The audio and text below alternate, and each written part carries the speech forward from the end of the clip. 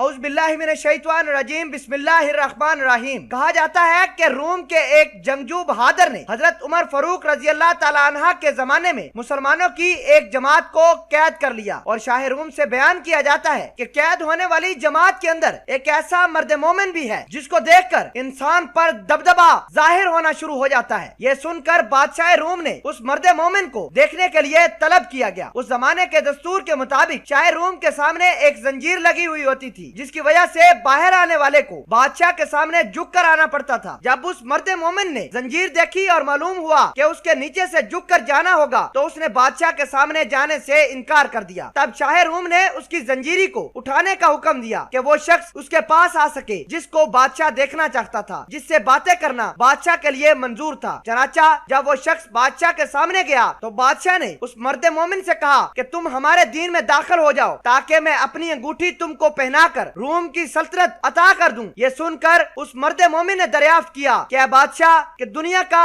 آخر کتنا حصہ تیرے قبضے میں ہے؟ بادشاہ روم کہنے لگا کہ دنیا کا تقریباً چوتھائی حصہ میرے قبضے میں ہے۔ اس پر مرد مومن نے جواب دیا کہ اگر پوری دنیا پر تیرے قبضے میں زر و جواہرات سے پر ہوتی اور تو ایک دن کی اذان کے عوض مجھے دیتا تو میں اس کو قبول تک نہ کرتا۔ چنانچہ تو اپنی سلطنت کے عوض میرا ایمان خریدنا چاہتا ہے؟ شاہ روم نے یہ سن کر دریافت کیا کیا مرد مومن اذان کیا چیز ہوتی ہے؟ مرد مومن نے جواب دیا کہ سن اے بادشاہ، اشہد ان لا الہ الا اللہ و اشہد ان محمد رسول اللہ، اذان کا ایک ہی کلمہ ہے۔ یہ سن کر شاہ روم سمجھ گیا کہ اس کے دل میں حضرت محمد صلی اللہ علیہ وسلم کی محبت سما چکی ہے، اس طرح کام نہیں چلے گا۔ یہ سوچ کر بادشاہ نے حکم دیا کہ دیگ کے اندر پانی کو ابالا جائے تاکہ کھولتے پانی میں پڑ کر اس مرد مومن کا کام تمام ہو جائے یا خوف کھا کر اپنے دین سے پھر جائے۔ چنانچہ حکم شاہی کی تعمیل کی گئی۔ جب اس مرد مومن کو دیگ میں ڈالا گیا تو وہ بسم اللہ پڑھ کر دیگ کے اندر داخل ہوتا ہے اور حکم الہی کی برکت سے دوسری جانب سے باہر آ گیا۔ یہ دیکھ کر لوگوں کو اور بھی تعجب ہوا۔ اس کے بعد بادشاہ نے حکم دیا کہ اس مرد مومن کو اندھیری کوٹری میں اس وقت بند کر دیا جائے اور 40 روز تک سوائے خنزیر اور شراب کے اور کچھ چیز کوٹری میں نہ ڈالی جائے۔ چنانچہ بادشاہ کے اس حکم کی بھی تعمیل کی گئی۔ 40 روز کے بعد کوٹری کو کھولا گیا تو لوگوں نے دیکھا کہ بادشاہ نے جو کچھ کوٹری کے اندر شراب اور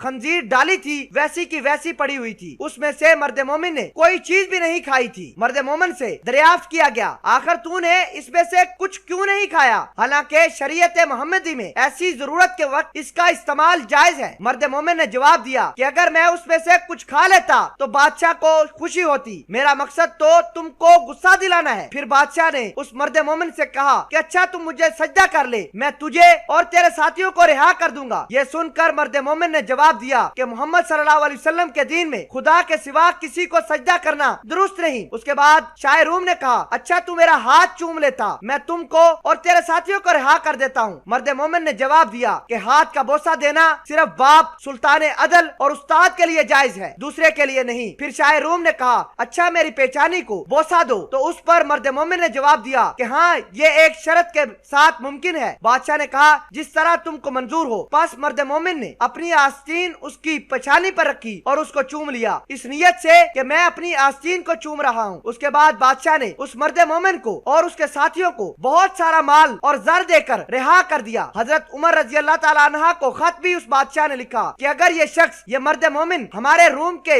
اندر ہوتا تو ہم اس کی پرستش کیا کرتے۔ چنانچہ جب وہ شخص مرد مومن حضرت عمر رضی اللہ تعالیٰ عنہ کی خدمت میں حاضر ہوا تو آپ رضی اللہ تعالیٰ عنہ نے حکم دیا کہ مال سب کا سب اپنے لیے نہیں بلکہ دوسروں میں بھی برابر تقسیم کرو۔ یہ سن کر مرد مومن نے آپ رضی اللہ تعالیٰ عنہ کے حکم کی تکمیل کی اور جو عطیہ یا نذرانہ اس کو بادشاہ کی جانب سے ملا تھا اس میں سب کو شریک کر لیا۔ دوستو سچ تو یہ ہے کہ جو شخص ایمان اخلاص کے ساتھ اللہ پر بھروسہ کرتا ہے، اللہ تعالیٰ ہر حال میں اس کی مدد کرتا ہے، ٹھیک اسی طرح مدد کرتا ہے جیسے اس شخص کی، اس مرد مومن کی دیگ میں مدد کی تھی، کوٹھڑی میں مدد کی تھی۔ چنانچہ ہمیں بھی چاہیے کہ زندگی کے ہر موڑ پر صرف اور صرف اللہ سے ہی مدد مانگے۔ اللہ پاک ہم سب کو اس واقعے سے سبق حاصل کر کے عمل کرنے کی توفیق عطا فرمائے، آمین یا رب العالمین۔